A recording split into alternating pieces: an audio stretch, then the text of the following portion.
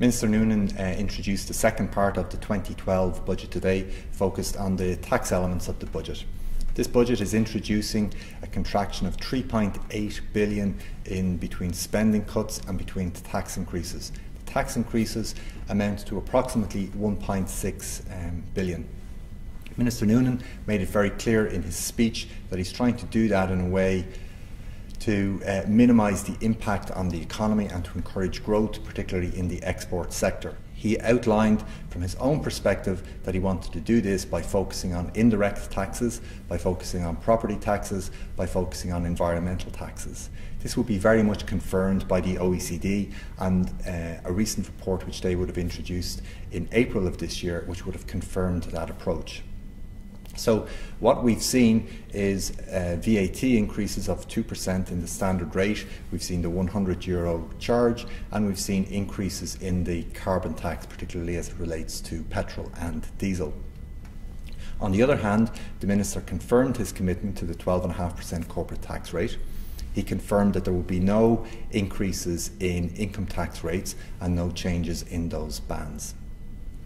I think business will very much welcome this commitment to the 12.5% rate. They will welcome the fact that income tax is staying unchanged. And they will also welcome a number of the other initiatives which were introduced in today's budget.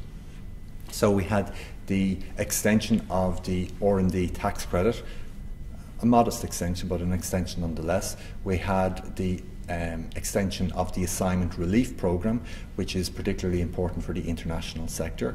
We had the introduction of a foreign earnings deduction to encourage companies to export more into the BRIC countries and to South Africa. One of the unusual features that came through in today's budget is an effort to kickstart the property sector again. So what we've seen is a significant reduction in stamp duty on the commercial property sector, with stamp duty reducing from 6% down to 2%. We've seen an exemption introduced to encourage an exemption from CGT to encourage people to purchase property next year.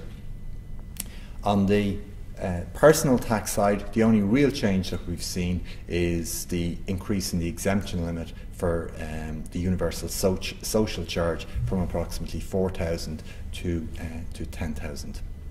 On the capital tax side, we saw, as expected, the rates being increased to 30%, and that will now apply to DIRT, it will apply to CGT, and it will apply to CAT.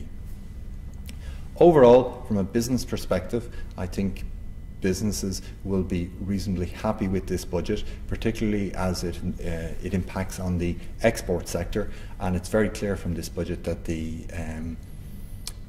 Minister expects, and I think business has to respond to increasing the exports from the country. I think the increase in VAT will obviously impact on the domestic sector and particularly on the retail sector, but the Minister was faced with a task of raising an additional 1.6 billion, and clearly it is impossible to do that without impacting on the economy, but he's tried to do that in a way which will encourage more exports and encourage more growth in the economy.